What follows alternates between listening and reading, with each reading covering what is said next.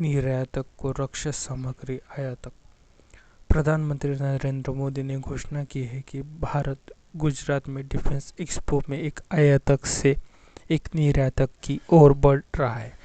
प्रदर्शनी बहुत अच्छी तरह से आयोजित की गई थी और 70 से भी अधिक देशों के प्रतिनिधियों ने इसका दौरा किया था। विश्व के प्रमुख आयातक देशों में से एक बनने की भारत की महत्वाकांक्षा काबिल तारीफ है, लेकिन निर्यातक बनने से पहले देश में ऐसी सामग्री का बड़े पैमाने पर उत्पादन करना होता है। क्या भारतीय सार्वजनिक और निजी हथियार निर्माण क्षेत्र में इतनी क्षमता है?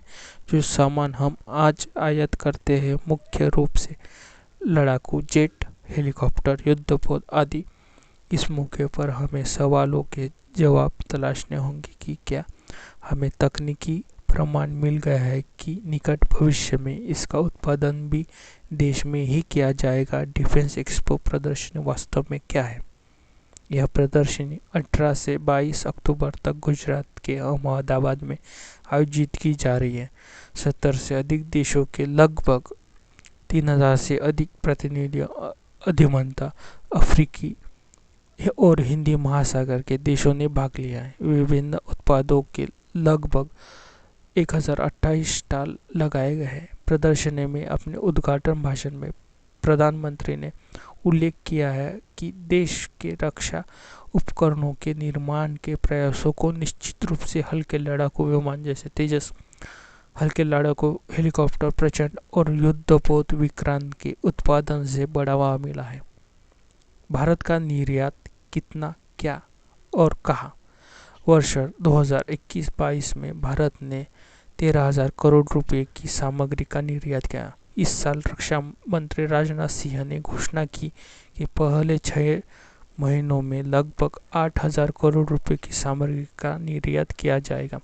इसलिए अनुमान है कि पिछले साल 13,000 करोड़ का आंकड़ा पार हो जाएगा। साल 2020 में नरेंद्र मोदी ने अगले 5 साल के लिए 35,000 करोड़ रुपए के निर्यात का लक्ष्य रखा था। यह 2025 तक घरेलू रक्षा सामग्री निर्माण उद्योग के कारोबार को 1,75,000 करोड़ रुपए तक ले जाने की महत्वाकांक्षी परियोजना का हिस्सा है।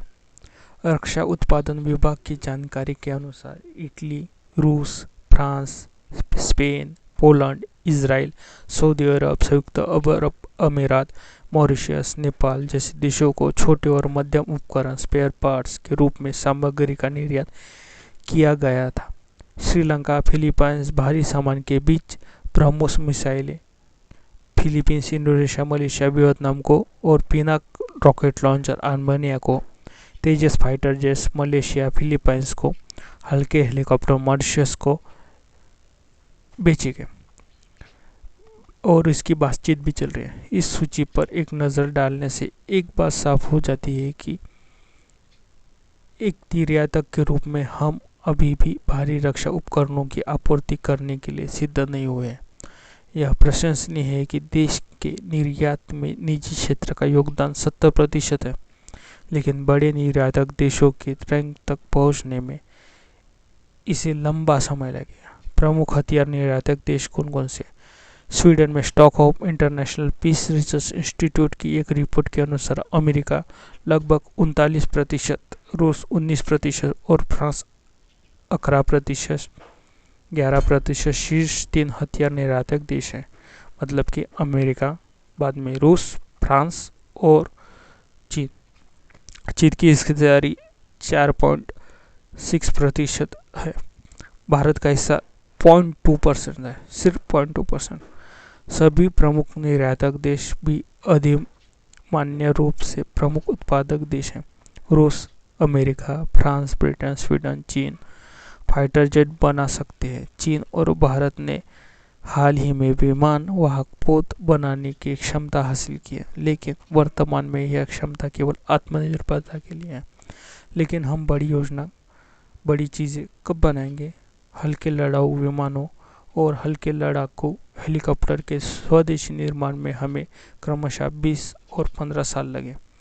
ऐसे ही कुछ अर्जुन टैंक के साथ हुआ। हालांकि युद्धपोत हमारे द्वारा बनाया गया है, यह पहले कील से नहीं बना।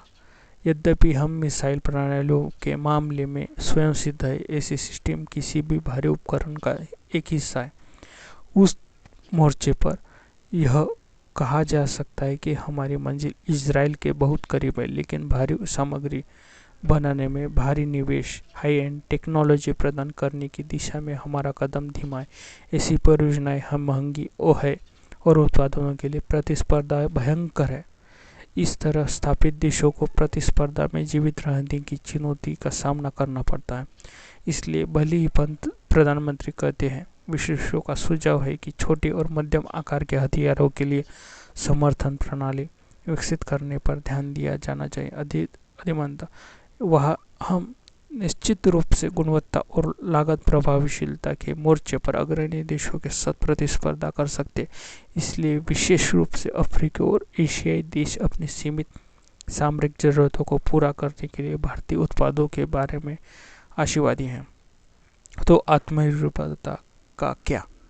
किसी भी बाजार में बड़ा विक्रेता होने की तरह ही बड़ा खरीदार होने के भी फायदे हैं। यह संभावना नहीं है कि भारत की सामरिक जरूरतें और उन्हें पूरा करने की उत्पादन क्षमता अगले दशक में भी पूरी हो जाएगी।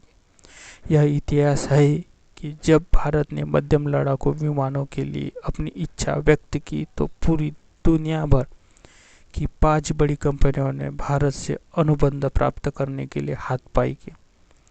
इसलिए हथियारों के निर्यात पर अत्यधिक लक्ष्य रखने की तुलना में भारी सामग्री के स्पेयर पार्ट्स के संदर्भ में एक स्वयं सिद्ध तक पहुंचना अधिक महत्वपूर्ण हो जाता है।